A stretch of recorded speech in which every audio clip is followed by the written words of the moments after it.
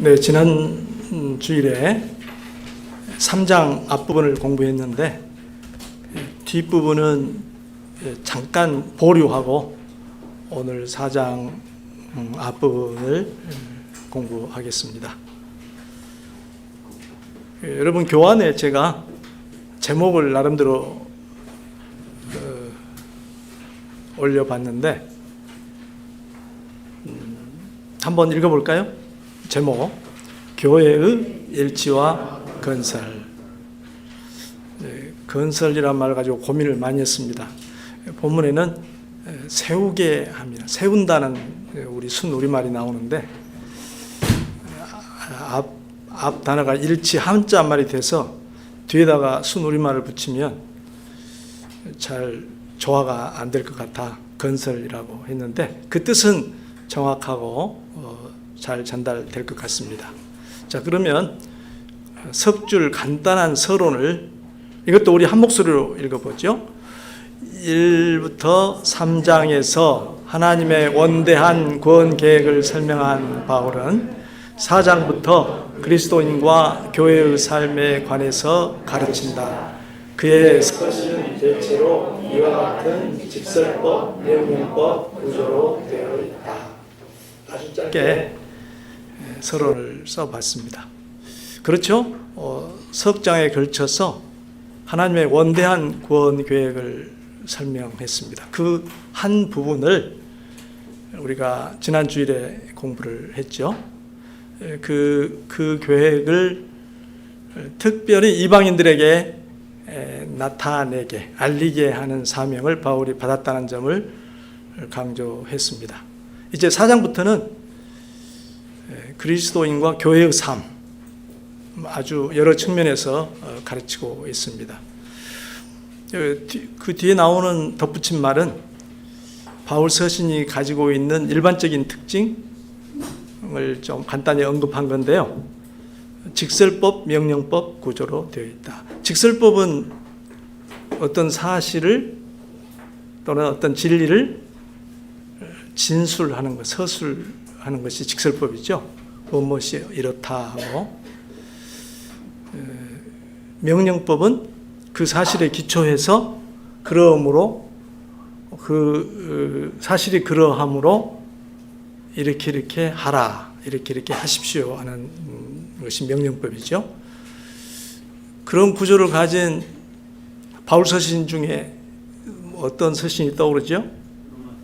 로마서가 아주 현저한 구조죠. 대체적으로 로마서 몇 장까지 직설법으로 얘기하죠? 크게는 11장까지. 이제 그 안에서 8장과 나머지 석장, 9장부터 11장까지가 조금 나뉩니다만 그렇게 되고 12장부터 명령법으로 되어 있죠. 그러므로 내가 하나님의 자비하심으로 여러분을 구원하노니 이렇게 시작을 하죠. 또 하나 예를 든다면 에베소서 말고 어디가 있을 수 있을까요? 아마 현저하게 나타난 게 아마 골로새서도 그런 성경 중에 하나일 것 같습니다. 서신 중에 하나일 것 같습니다. 참고로 그렇게 말씀을 드렸고 뚜렷하게 오늘 4장부터 6장까지 명령법 구조로 되어 있는 그 부분에 해당된다. 실천편이다. 그리스도인과 교회의 삶에 대해서 가르친다. 이 점을 염두에 두고 한 걸음 한 걸음 이제 가보도록 하십시다. 1번 문제 1절을 가지고 우리 한번 답을 해봅시다. 함께 문제를 읽습니다. 바울은 본 서신의 후반부를 어떻게 시작하고 있는가? 여기서 부르심이란 무엇을 말하는가? 염두에 두시고 한번 1절을 다시 읽어보죠. 1절도 우리 한 목소리를 읽어봅시다.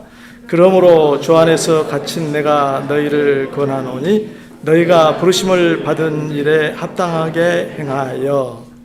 한마디 한마디 잠깐 새겨봅시다. 먼저 첫 마디가 그러므로라고 했습니다. 그것은 앞에 한 말을 그대로 받는 거죠. 앞에 무슨 말이 있었으니까 그러므로죠. 그냥 뜬금없이 그러므로가 아니지 않습니까?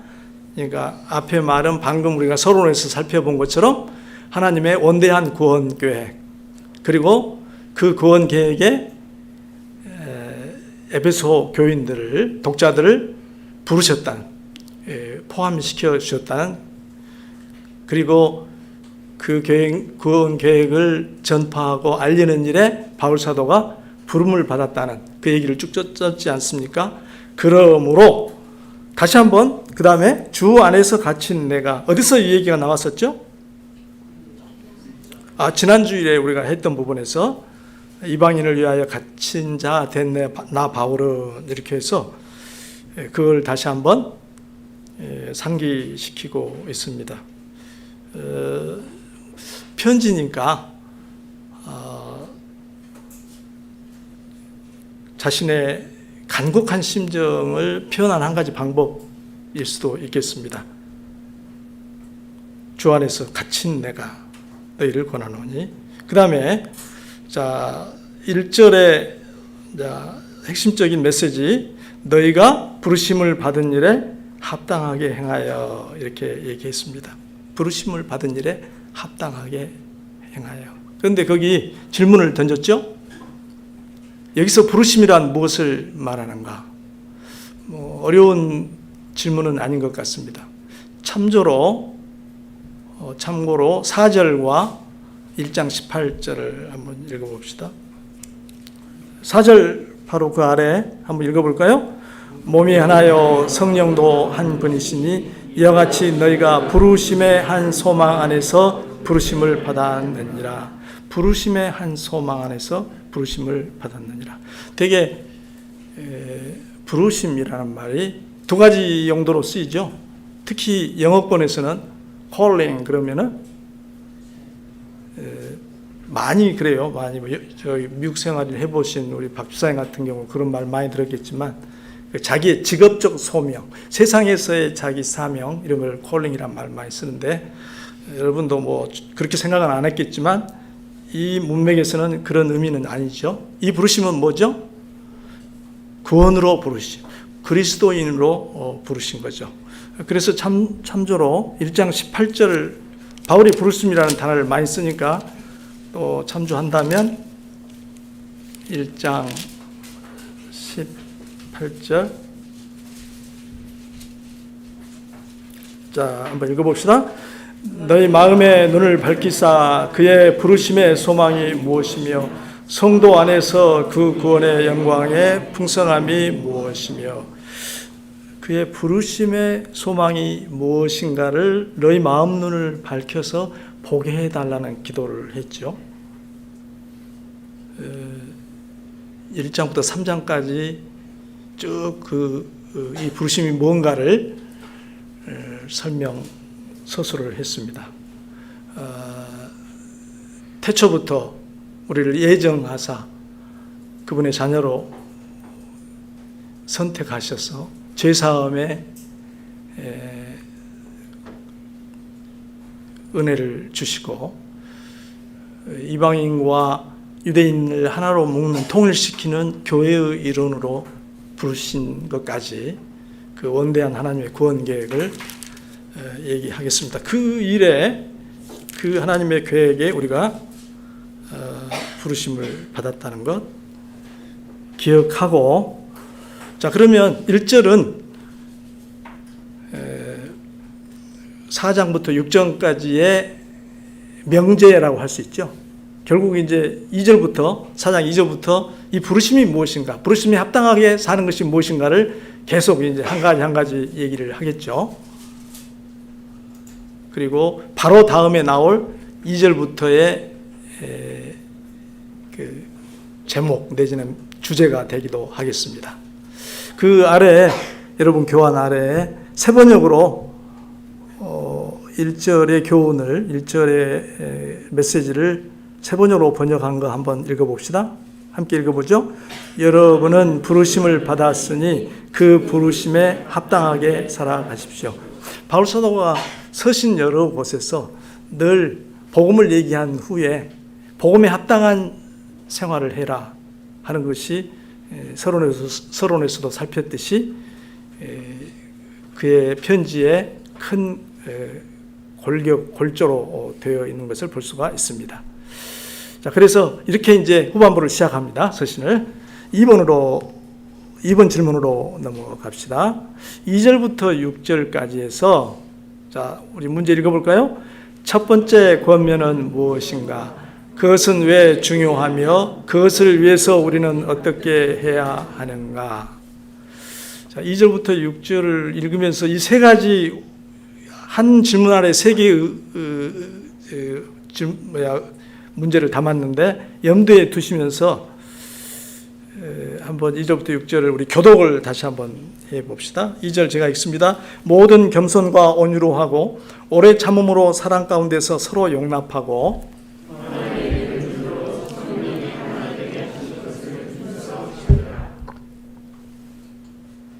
몸이 하나요 성령도 한 분이시니 이와 같이 너희가 부르심 후 한 소망 안에서 부르심을 받았느니라.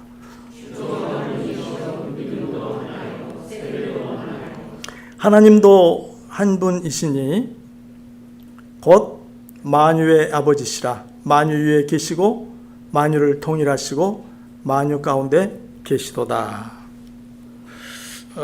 좀 답이 들어옵니까? 우선 첫 번째 권면, 이 2절부터 6절을 하나로 뭉뚱그려서 하나의 권면으로 요약한다면, 내가 한번 어떻게 요약하면 좋겠습니까? 가장 핵심적인, 이 문단에서 가장 핵심적인 키워드를 꼽은다면 뭐라고 하면 좋을까요? 와, 정답이 그냥 쏙 나오네요. 여러분이 동시에 얘기를 하셨는데 다른 분들 생각은 어떻습니까? 그것이 핵심적인 이 문단의 가장 포인트라고 여겨지십니까? 그 때때로 이제 질문이 나왔을 때 답을 어느 분이 했잖아요. 그러면 정답이 나와버리면 좀 김이 빠진다 할까 좀 그렇죠. 그런데 그럴 때는 저도 같은 생각입니다. 이렇게 얘기하면 좋은 답이 됩니다. 저도 같은 생각입니다. 거기다가 살짝 한두 마디 보태면 더 훌륭하고요. 말을 조금 바꿔서. 어쨌든 그 2절에 나왔죠. 2절이 아니라 3절에 나왔죠. 성령이 하나 되게 하신 것을 힘써 지키라. 이것이 첫 번째 권면의 핵심이 되겠습니다. 그러면 사실 2절과 3절이 권면의 말로 가득 차 있는데 그 권면의 말에 어떤 서로 얼개라 할까요? 짜임새를 한번 우리 생각해 볼까요? 거꾸로 가봅시다. 성령이 하나 되게 하신 것을 힘써 지키려면 그런 열매가 나타나려면 뭐가 있어야 되죠? 성령이 하나가 된다는 건 뭐죠? 서로 사람들 간에, 구성원 간에 갈등이나 분쟁이나 갈라짐이 없이 서로 사랑하고 또 받아들이고 마음을 합치고 뜻이 같고 이렇게 돼야 되지 않겠습니까? 그런 상태를 뭐라고 그러죠? 사람들 간의 그런 상태. 바로 3절 앞부분에 나와 있는 단어 뭐죠? 평안. 좀 더 우리가 일상에 하는 말로 하면 평화, peace. 그죠? 평화죠. 평화라는 게 그런 거 아닙니까?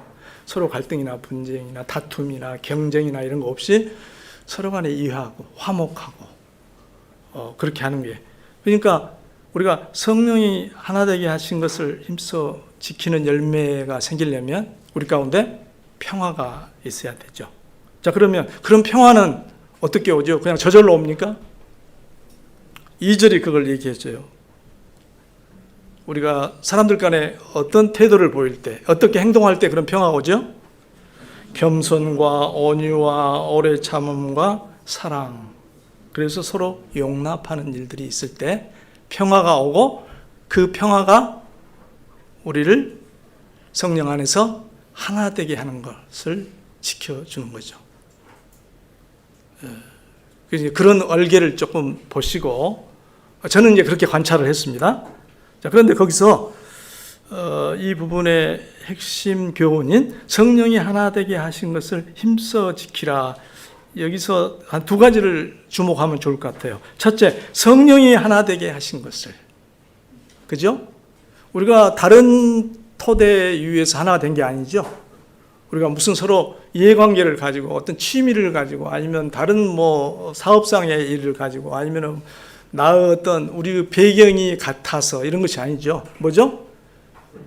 성령께서 우리를 거듭나게 하시고 우리 안에 오셔서 우리 가운데 하나님께서 성령을 부으셔서 우리를 한 몸이 되게 하시고 하나 되게 하셨죠. 그 기원이 성령이시고 지금도 우리를 하나로 묶어주시는 분이 성령인데 그것은 우리가 그 하나 되면 새로 우리가 쟁취하거나 앞으로 얻어내거나 어떻게 만들어내야 되는 게 아니고 이미 우리에게 주어진 것, 우리가 그 안에 들어와 있는 것이 바로 성령의 하나 되게 하심이죠. 우리가 할 일은 뭐죠? 그 다음 단어, 힘써 지키는 거죠. 힘써 지키는 것. 우리에게 주신 교훈은 이미 너희를 성령이 하나 되게 하셨는데 그것을 힘써 지키라. 그러려면 평안이 우리를 지배해야 돼. 우리를 묶어줘야 되고 그 평안은 여러 가지 덕목을 통해서 미덕을 통해서 오는 거죠. 겸손과 온유와 오래 참음과 사랑으로 용납함 이런 것들을 통해서 오는 거죠. 자, 그렇게 권면의 짜임새를 우리가 살펴봤으면 좋겠고요. 자, 그러면 성령이 하나 되게 하는 것을 힘써 지키는 것. 힘써란 말도 우리가 참 이 어원적으로 힘써란 말은 굉장히 강력한 언어인데 정말 온갖 노력을 다해요. 성경의 어느 표현을 빌리자면 피를 흘리기까지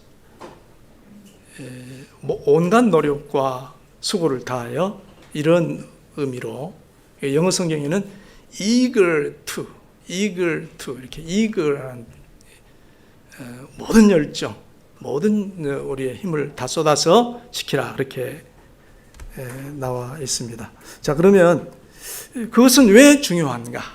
왜 중요한가를 우리가 어디서 살필 수 있죠? 4절부터 6절에서 살필 수가 있죠. 자, 왜 중요하죠? 우리는 어쩔 수 없이 하나니까. 그 표현이 좋을까요? 어쩔 수 없이. 근본적으로 우리는 하나니까. 어떻게 해요?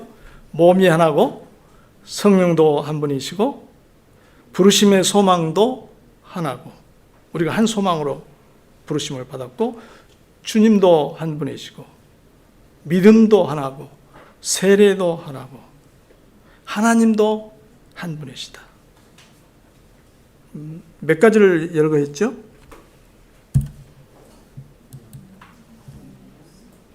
하나 된 거. 그러니까 바울사도는 총동원한 것 같아요. 총동원해서 그 하나 되면 사실이 얼마나 확고한가 하는 것을 강조하는 것 같습니다. 이 사실은 여기 와서 비록 언급한 건 아니죠. 이미 우리가 지난번 공부에서도 살펴봤지만 앞부분에서 이미 여러 차례 언급된 내용입니다. 하나 됐다는 걸. 자, 2장 15절 가볼까요? 2장 15절. 자, 한 목소리 읽어봅니다. 법조문으로 된 계명의 율법을 폐하셨으니 이는 이 둘로 자기 안에서 한 세 사람을 지어 화평하게 하시고 한 세 사람을 지어 화평하게 하시고 다 읽으면 좋은데 좀 뚝 건너뛰어서 18절 봅시다. 교도 읽습니다. 이는 그로 말미암아 우리 둘이 한 성령 안에서 아버지께 나아감을 얻게 하려 하심이라. 한 성령 안에서 물론 이것은 크게 이방인과 유대인을 하나 되게 하셨다는 말씀입니다. 그 다음에 한 번 더 22절 읽습니다. 너희도 성령 안에서 하나님이 거하실 처소가 되기 위하여 그리스도 예수 안에서 함께 지어져 가느니라. 한 건물로 지어져 가느니라. 그러니까 바울 선생님이 사장에 들어와서 부르심에 합당하게 생활하라는 그 교훈의 첫 번째 가장 중요한 요소는 뭐죠? 하나 된 것이고, 그 다음에 그 이유는 우리가 우리의 존재 자체가 이제는 하나라는 거, 우리가 주 안에서 하나가 되었다는 거. 만일 이처럼 성령께서 하나 되게 하신 것을 힘써 지키지 않고 서로 대립, 반목, 분열한다면 새 인류를 창조하신 하나님의 목적, 구원의 경륜 가운데서 우리를 하나로 부르신 새 인류를 창조하신 하나님의 목적을 훼손하는 행위가 될 것입니다. 그 6장 거기서 하나님도 하나이시다라는 말에 대한 세번역 본문을 실었는데 거기 한번 읽어봅시다. 6절 하반절, 모든 것 위에 계시고 모든 걸 통하여 시고 모든 것 안에 계시는 분이십니다. 만물 안에 충만히 거하시는 하나님. 이것이 자연신을 얘기하는 건 아닙니다. 그래서 모든 사물 안에 신이 깃들어 있다 이런 얘기는 아니고 하나님의 통치와 섭리가 미치지 않는 것이 없는 것이죠. 그 한 하나님을 우리가 아버지라 부르니 그 하나님의 부르심을 받았으니 하나됨을 힘써 지키라. 자, 그러면 이제 세 번째로 넘어갑시다. 세 번째, 그 2번 안에 들어있는 세 번째 질문. 그것을 위해서 우리는 어떻게 해야 하는가? 이미 지나갔는데 조금 더 살펴봅시다. 자, 첫째, 하나됨을 지키려면 우리가 서로 평화를 유지해야 된다. 우리 가운데 평안의 띠가 우리를 묶어줘야 된다 했는데, 평화는 우리가 아까 살펴본 대로 서로 간에 평온하고 화목한 상태. 상황이 바뀌고 좀 얽히더라도 지속적으로 서로를 받아들이고 사랑의 교제를 나누는, 그래서 굳게 결속하는 상태, 이걸 이제 평화라고 얘기할 수 있겠습니다. 겸손, 너무나 우리가 많이 얘기하는 덕목인데 어떤 미덕이죠? 자기를 낮추고 다른 사람의 가치를 인정하는 미덕입니다. 자기를 낮추고 다른 사람의 가치를 인정하는 미덕. 공동체에서 겸손이 너무 중요하죠. 서로 다른 사람들, 배경이 다르고 여러 가지 성격도 다르고 다른 사람들이 모여 있으므로 우리가 공통의 기반을 굳게 하되 사소한 것들은, 주변적인 것들은 서로 용납하는, 그럼에 있어서 내 것을 좀 내려놓고 자기를 낮추고 다른 사람을 존중해주는 그런 겸손이 필요합니다. 제일 해로운 것은 뭐죠? 공동체 안에서 겸손하지 못한 것. 반대는? 물론 교만인데 어떻게 나타나죠? 되게? 그것이 어떻게 나타나죠? 이렇게 폼 잡고 일하고 다닙니까? 그것보다는 뭐죠? 자기 주장을 너무 내세우죠.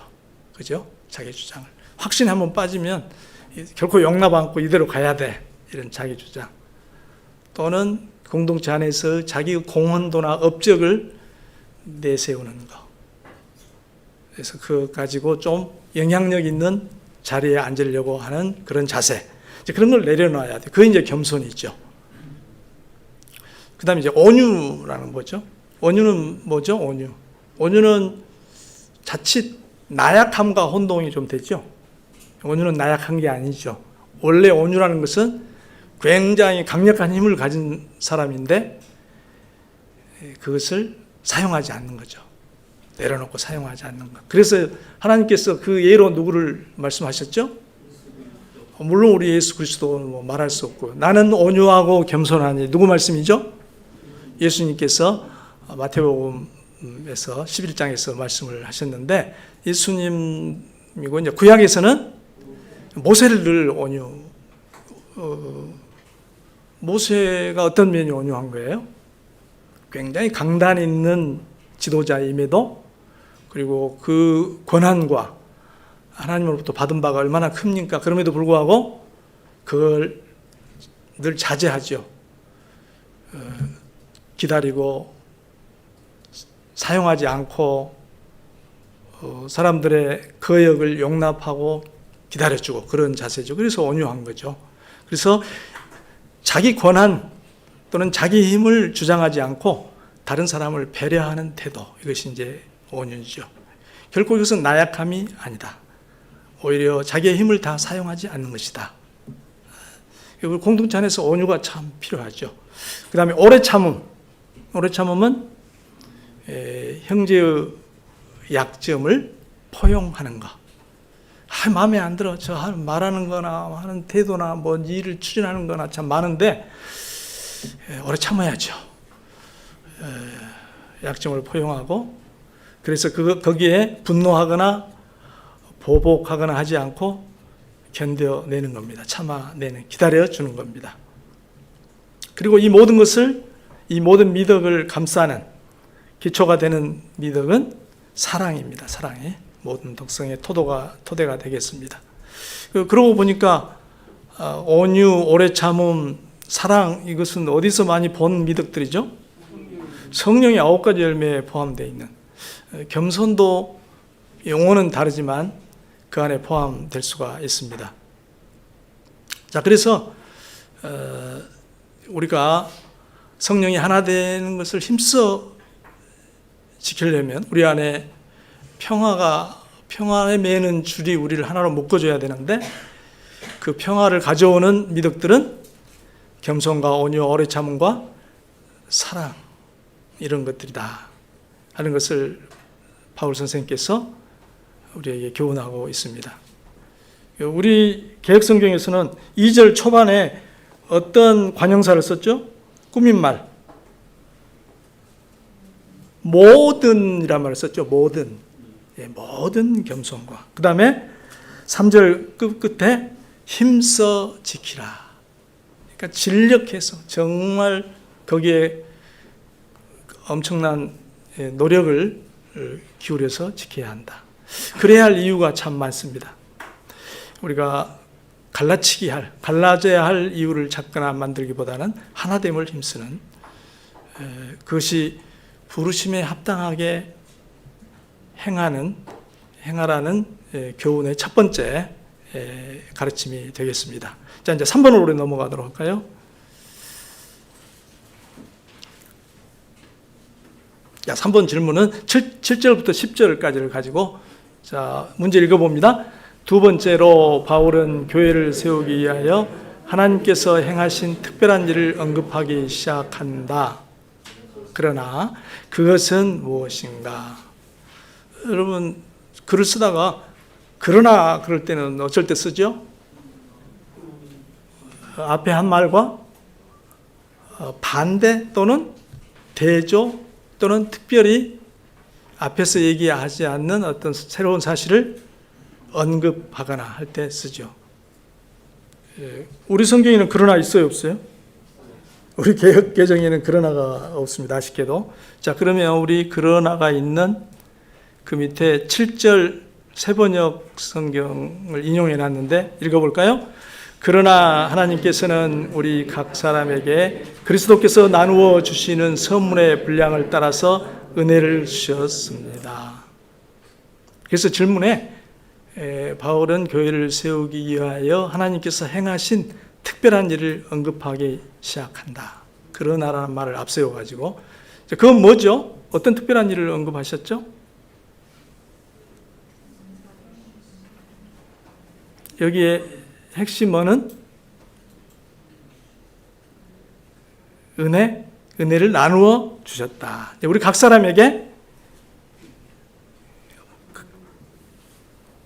그렇죠? 우리 각 사람에게 그리스도께서 나누어 주시는 선물의 분량을 따라서 은혜를 주셨다.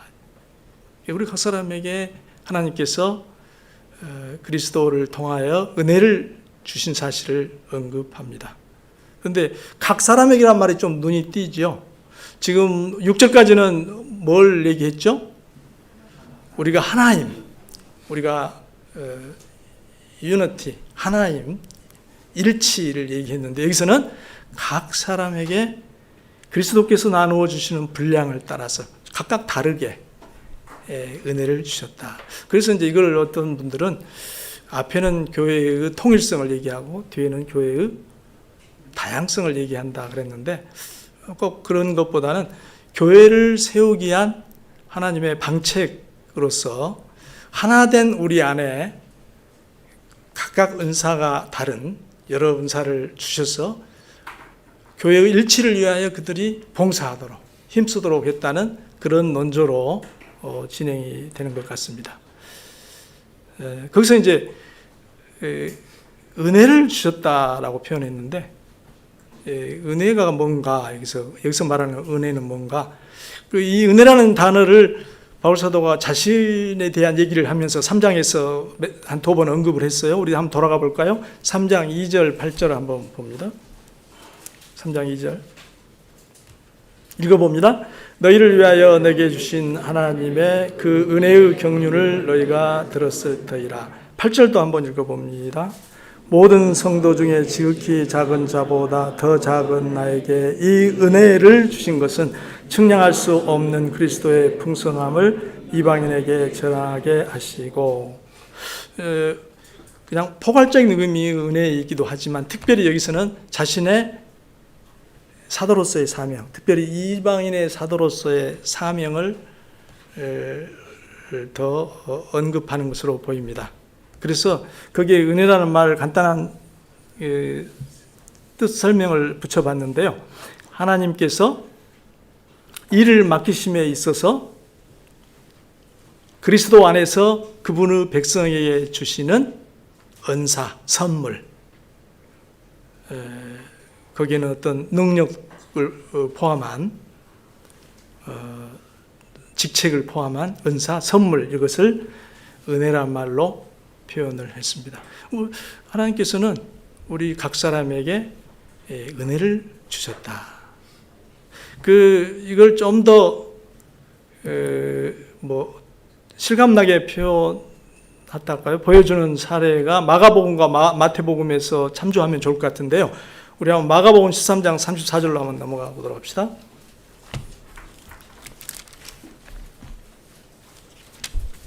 마가복음 13장 34절.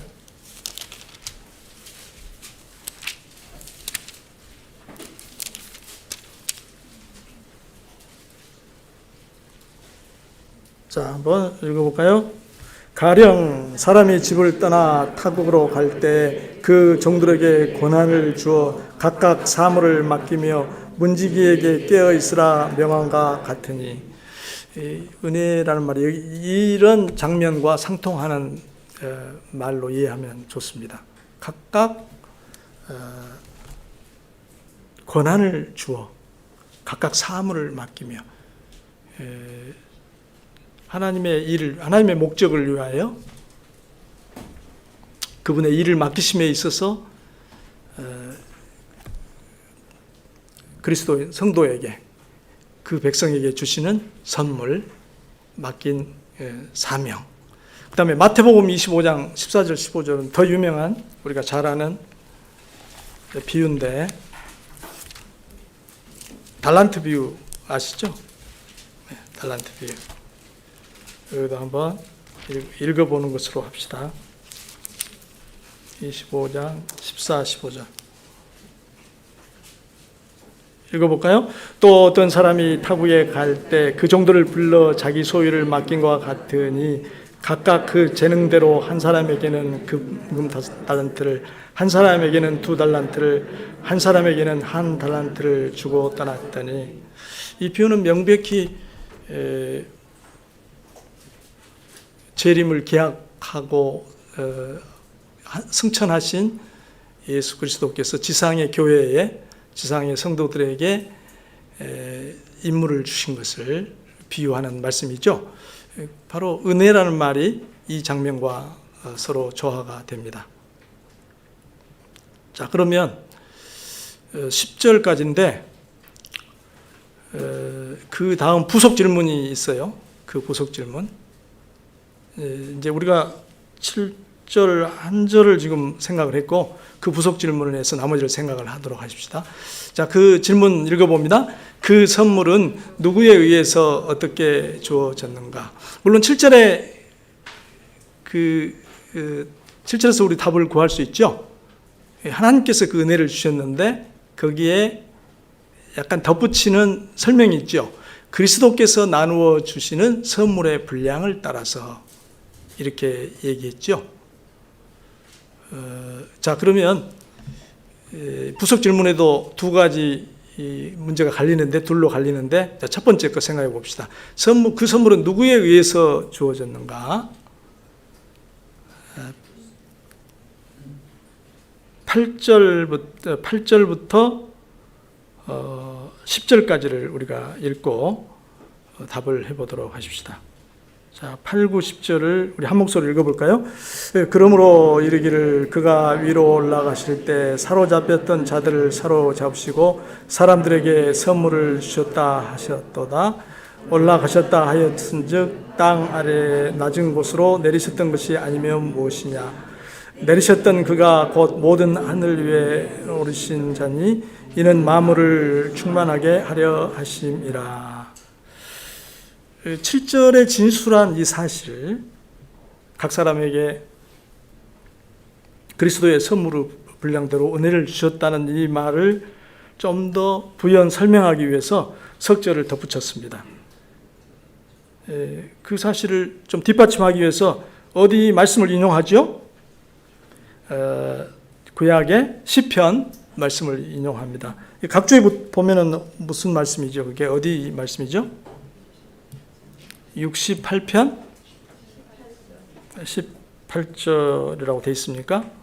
여러분 한번 찾아보시겠어요? 68편 18절 한번 대조를 해봅시다. 세 번역으로 여러분에게 제가 실어드렸죠?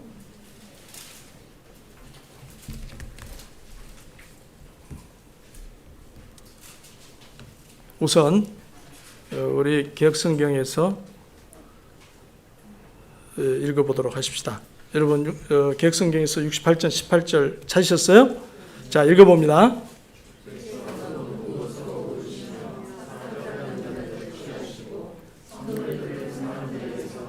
우리 교환의 개역으로 올려놨네요. 자, 주께서 높은 곳으로 오르시며 사로잡은 자들을 취하시고 선물들을 사람들에게서 받으시며. 여러분, 바울의 인용과 실제로 시편의 말씀의 차이점 한번 대조해 보시기 바랍니다.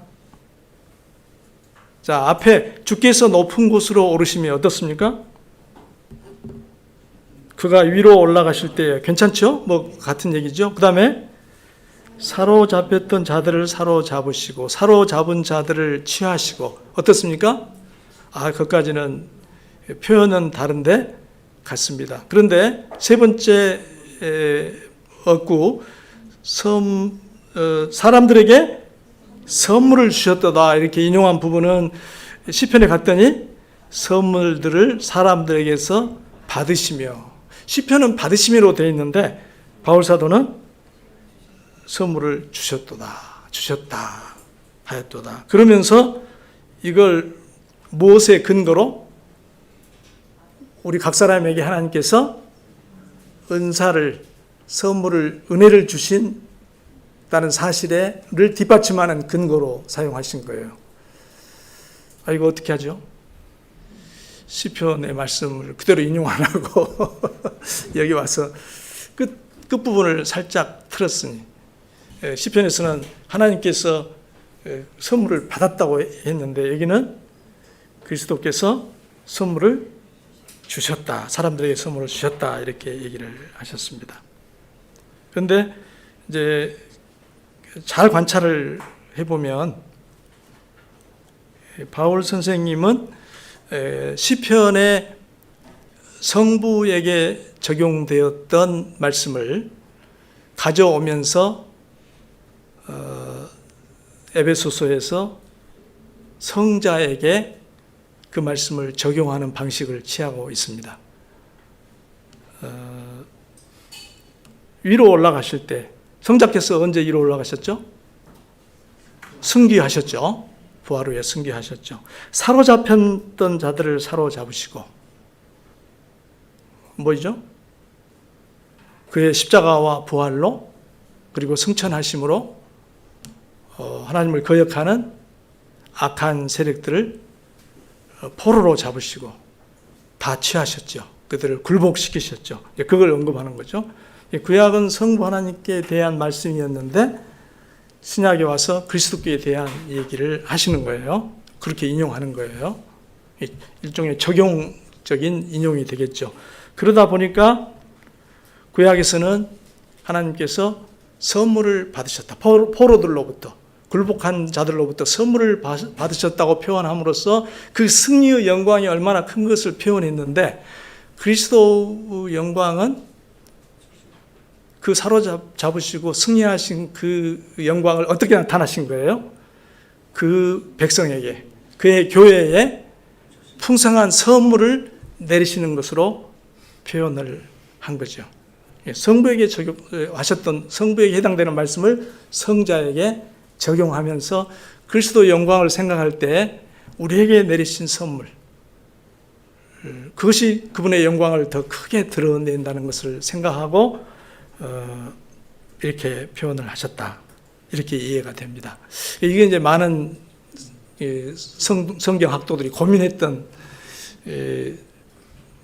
그런 말씀인데, 조금 설명을 더 붙여볼까요?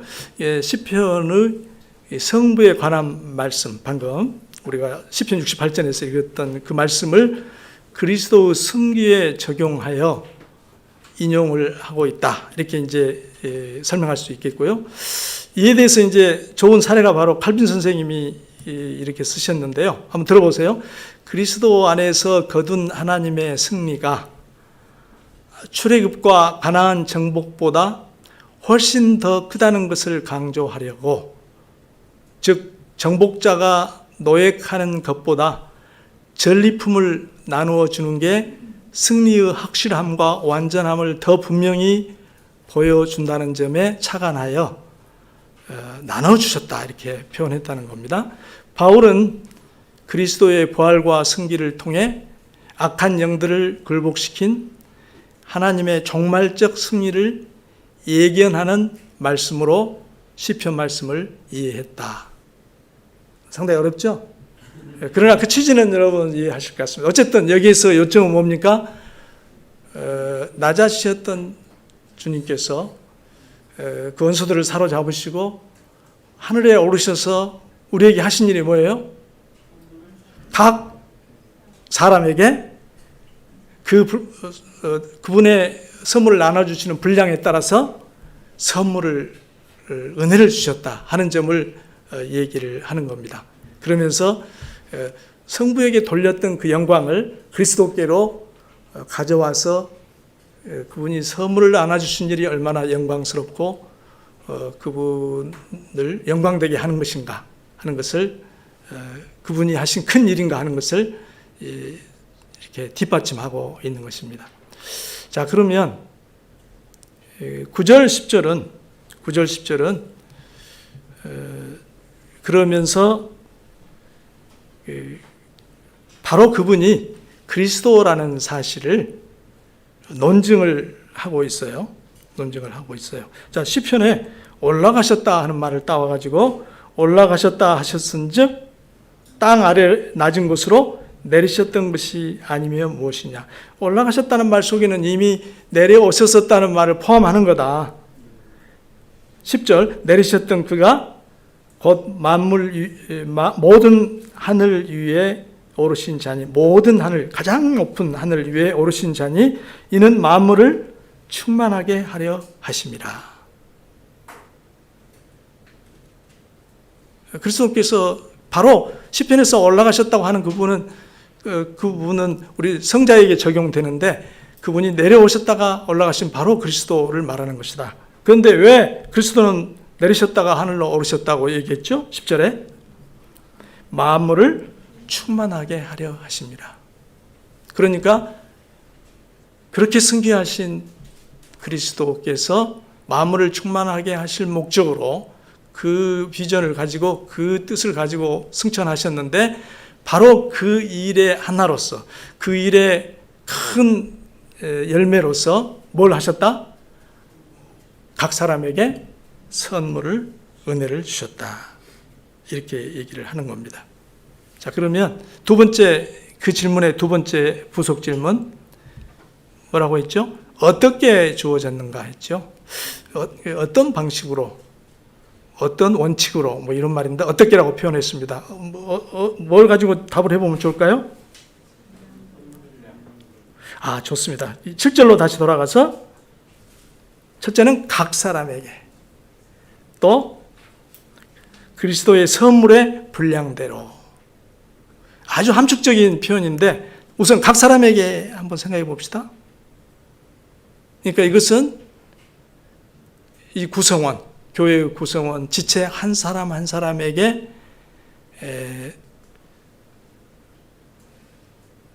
그 선물을, 은혜를 주셨다는 점을 표현하고 있는데, 우리 성경의 다른, 특히 바울 서신 다른 곳에서 그런 서술들을 우리가 찾아볼 수가 있죠. 우리가 로마서하고 고린도전서를 잠깐 한번 살펴보도록 하십시다. 첫째, 로마서 한번 찾아볼까요? 12장 3절.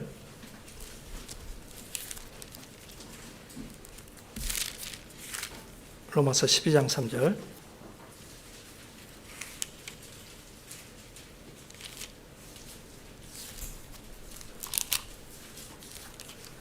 자, 읽어볼까요?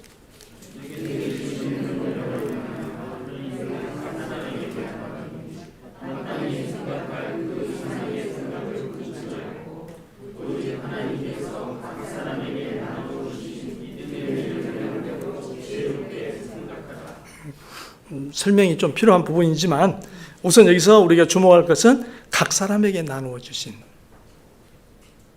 그분이 우리에게 나누어 주신 은혜의 성격은 각 사람에게 나누어 준 것이다. 이 점과 또 6절 볼까요? 우리에게 주신 은혜대로 받은 은사가 각각 다르니 혹 애언이면 믿음의 분수대로 이렇게 나와 있죠. 같은 취지의 말씀이 고린도전서 12장 11절 전후에도 나와 있습니다. 그것은 여러분이 한번 교환 가지고 계시다가 찾아보시길 바랍니다. 자, 그러면 또 한 가지 생각할 점은 선물의 분량대로라는 말, 그것을 그리스도의 선물의 분량대로 이 표현을 세번역에서는 이렇게 했었어요. 그리스도께서 나누어 주시는 선물의 분량을 따라서. 아까 로마서를 참고했더니 각 사람에게 믿음의 분량대로 나눠주신다. 이 분량이란 말이 자꾸 나왔죠. 주님의 어떤 기준, 척도가 있어요. 그에 따라서 각각 다르게 주신다 하는 얘기고, 아까 마태복음의 달란트 비유에 의하면 거기는 뭐 수치로 나와 있지만 각각 다르게 주신다는 얘기가 나와 있고,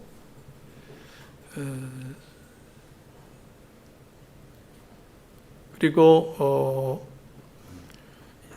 다른 번역을 보면 좀 더 쉽게 이렇게 표현했어요. 선물을 나누어 주실 때 사용하시는 기준에 따라서. 좀 더 감이 잡히죠. 선물을 나누어 주실 때 사용하시는 기준에 따라서. 그게 뭔가 하는 거 우리가 이제 따로 공부해야 할 부분이죠. 이렇게 각각 그분의 뜻대로 각 사람에게 교회를 세우는 데 필요한 은혜들을, 선물들을 나누어 주신다. 우리를 하나 되게 하신 주님께서, 하나됨을 힘써 지키라고 하신 주님께서 그 하나됨을 더 공고히 하고 증진하기 위하여 우리 성도들 각 사람에게 그 하나됨에 기여할 수 있도록, 그 하나됨을 위하여 봉사할 수 있도록 각각 은사를 나누어 주신다는 큰 사상을 여기서 얘기를 하고 있습니다. 그리고 그 나누어 주심은 얼마나 놀라운 대단한 일이냐면 승천하셔서 만물을 충만케 하시려는 그 사역의 일환이다. 그 사역의 아주 중요한 부분이다. 얼마나 놀라운 사실이에요. 그까지 우리 정리를 하고 이제 그 다음으로 넘어가도록 합시다. 그 다음은 우리가 다음 주일에 공부할 후반부와 어쩌면 그쪽에 포함시켜서 공부하면 좋은 건데 오늘은 간단한 틀만 얼개만 살펴보는 걸로 마치도록 하겠습니다. 자, 그러면 11절 12절에서 우리 문제를 읽어봅니다. 바울은 이제 그리스도의 선물의 신뢰를 제시한다. 이것은 은사 목록의 일부이다. 이들의 공통된 특징은 무엇인가? 또한 이들을 교회에 주신 세 가지 유기적 목적은 무엇인가? 우리 간략하게 요점만 한번 정리하도록 합시다. 첫째, 세 가지 질문이 들어있죠? 두 가지인가요? 우선 그리스도 선물의 신뢰를 제시한다. 우선 11절 12절 읽어봅시다. 자, 함께 읽습니다. 그가 어떤 사람은 사도로, 어떤 사람은 선지자로, 어떤 사람은 복음 전하는 자로, 어떤 사람은 목사와 교사로 삼으셨으니 이는 성도를 온전하게 하여 봉사의 일을 하게 하며 그리스도의 몸을 세우려 하심이라. 그러면 질문 둘로 갈라서 간단히 간략하게 답을 하죠. 자, 공통된 특징을 여러분 살필 수 있을까요? 이 은사들 4개 또는 5개의 은사들이 열거가 되어 있는데 이들의 공통적 특징이라면 뭐가 있을까요? 그건 이제 목적이고 그 은사들을 세우신 목적이고 이 은사들을 행함에 있어서 그 은사들이 부여된 사명의 공통적 특징은 뭐죠? 활동에 그들이 하는 활동 교회 안에서 여러분 눈치를 채신 것 같아요. 복음을 전하고 말씀을 가르치는 활동들을 하는 그 일을 위하여 부름을 받은 약간 그들이 처한 환경과 경우와 성격은 다르지만 공통적인 요소를 찾는다면 복음을 전하고 말씀을 가르치는 사역을 하는 은사들이다. 이 사도는 어떤 사도의 직무를 정의한다면 예수님의 죽음과 부활을 증언하고 지금 목격자들이죠. 또 교회의 기초를 놓는 일, 그죠? 사도가 교회의 기초, 신약 교회의 기초가 선지자들과 사도들의 기초 위에 교회가 세워졌죠. 그리고 계시의 말씀이 사도들에게 내려서 성경을 기록하게 했죠. 자, 선지자들은 어떤 사람들이죠? 여기 선지자는 구약의 선지자를 말하는 게 아니고 신약의 예언자들을 말하죠. 직접 하나님으로부터 말씀을 전달받은 신약의 선지자들. 신약 성경 기록, 특별히 사도행전 기록에 보면 그런 선지자들이 상당히 활동을 했었죠. 그래서 그들은 하나님으로부터 교회의 상황에 대해서 하나님의 뜻을 전달받고 교회를 권면하고 격려하고 때때로는 앞으로 특히 가까운 장래에 일어날 일들에 대해 예언하는 그런 활동까지 했죠.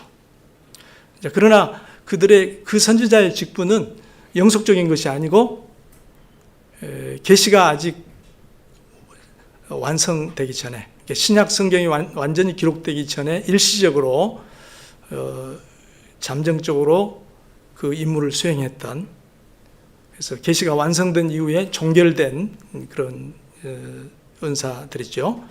그 다음에 복음 전하는 자는 누구죠?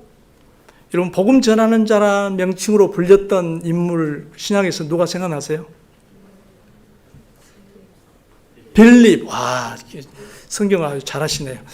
빌립이죠, 대표적으로. 빌립은 사도, 그때 여기서 말하는 빌립은 사도 아니죠. 그 7명 교회 일꾼으로 뽑혔던 사람 중에 하나인데 복음 전도에 아주 굉장히 공헌을 많이 했던 사람이에요. 이디오피아 내시도 전도했던 사람이 복음 전하는 자라는 명칭이 붙었고, 나중에 디모데서에 보면 디모데도 복음 전하는 자라는 말로 호칭이 되어 있습니다.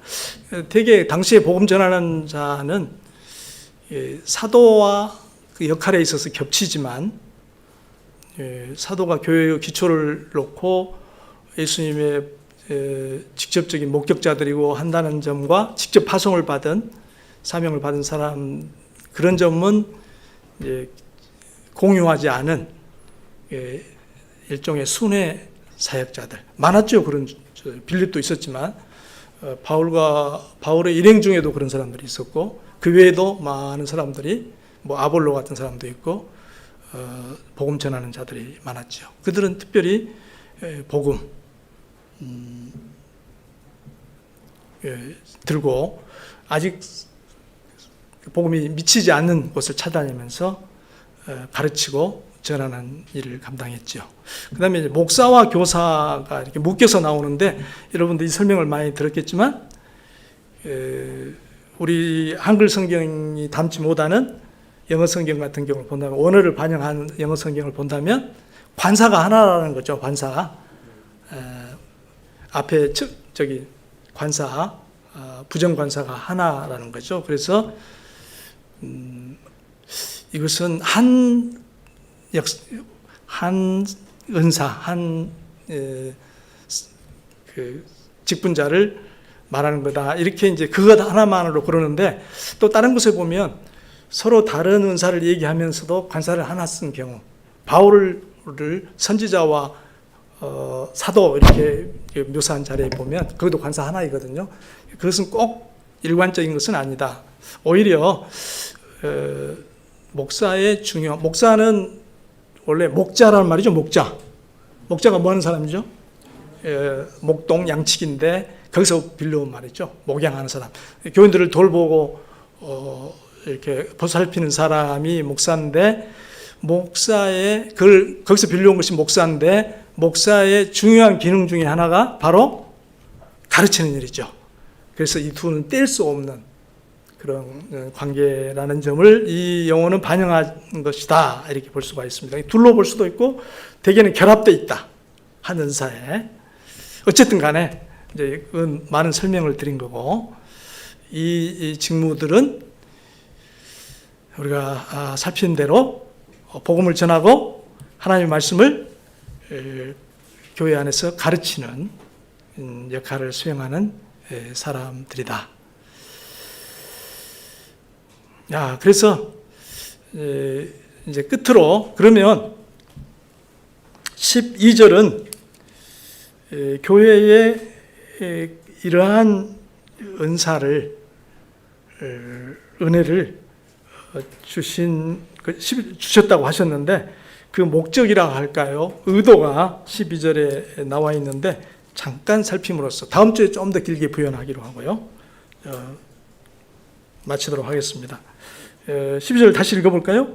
이는 성도를 온전하게 하여 봉사의 일을 하게 하며 그리스도의 몸을 세우려 하심이라. 이게 이걸 가지고 논문이 한 수십 개 나온 어구입니다. 그만큼 많은 설명이 있고 탐구가 있고 했던 부분인데 이제 그런 부분을 다 언급할 수도 없고 저도 뭐 그걸 다 파악할 만큼 공부가 많이는 안 돼 있고요. 그 밑에 세번역 성경 우리 한번 참고해 볼까요? 그래도 세번역 성경이 원문을 더 많이 반영해서 표현해 보려고 예를 썼는데 우리 개역 성경은 조금 그런 면에서 좀 더 생각을 많이 해야 되는 그런 시기고요. 자, 세번역 성경에 표현된 대로 읽어봅시다. 그것은 성도들을 준비시켜서 봉사의 일을 하게 하고 그리스도의 몸을 세우게 하려고 하는 것입니다. 그 사도들의 역할과 활동, 그 섬김을 통해서 첫째 일어나는 일은 뭐죠? 첫째라고 할까요? 먼저 일어나는 일 뭐죠? 성도들이 준비되는 거죠. 성도들을 준비시켜서. 하나님의 그리스도께서 그리스도 분량대로 하나님께서 교회의 그런 은사들을 주신 것이 그들을 통하여 성도들을 준비시킨다. 무장시킨다. equip, 영어로 equip, 무장시키는 거죠.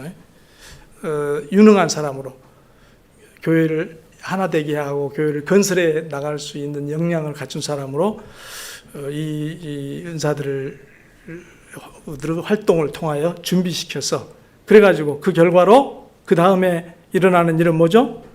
봉사의 일을 하게 하고 누가 봉사일을 해요? 이 문맥에 가면 성도들이 준비되어서 봉사일을 하게 되는 거죠.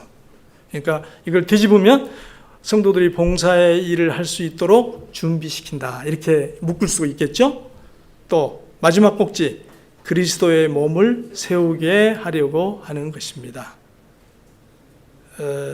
앞에 성도들이 준비되어서 서로 자기 은사를 가지고 봉사의 일을 하게 될 때 어떤 열매, 어떤 결과가 나타나는 거죠? 그리스도의 몸을 그들이 그렇게 해서 세우게 하려고. 물론 그리스도 몸을 세우는 것은 그리스도시죠. 그리스도께 세우시는 건데, 그 세우는 일에 은사를 교회에 부여하셔서 그들로 하여금 봉사하게 하시고 그 역할을 하게 하셨다, 이런 문맥입니다. 그래서 그 정도로 보고 다음 시간에 11절 12절과 4장 끝부분까지 묶어서 이제 교회의 성숙에 대해서 더 살펴보도록 하겠습니다. 길게 오늘 말씀을 나눴는데, 여러분 다시 한번 교환 보면서 쭉 바울이 여기서 강조해서 얘기하고자 하는 부르심에 합당한 삶, 하나됨을 힘써 지키라는 것, 또 하나되게 하는데 교회에다 부여하신 하나님의 은혜, 이것을 쭉 여러분 다시 한번 살펴보시고 묵상하시기를 바랍니다. 항상 좀 시간을 쫓겨요. 얘기하다 보면 길어져서 서로 좀 더 이렇게 얘기할 시간을 더 많이 가지면 되는데, 또 너무 그게 길어지면 여러분도 더 힘드실 것 같고, 그래서 여러분에게 또 그건 맡기고 총총히 또 이렇게 마치도록 하겠습니다. 자, 기도하겠습니다. 자비로우신 주님, 저에게 귀한 말씀 주신 것 감사합니다. 지난 주일에 이어서 저희가 에베소서를 공부하는 가운데 저희를 향하신, 특별히 교회를 향하신 하나님의 놀라운 뜻을 더 발견하게 하심을 감사합니다. 무엇보다도 저희를 하나님 자녀여 백성으로 부르실 때 하나님께서 뜻하시고 목적하신 바 우리를 하나 되게 하시는 일, 이것을 저희가 다시 한번 마음에 분명히 간직하고 새기고 그 일을 위하여 힘쓰는 저희들 되게 해주시기를 간절히 원합니다.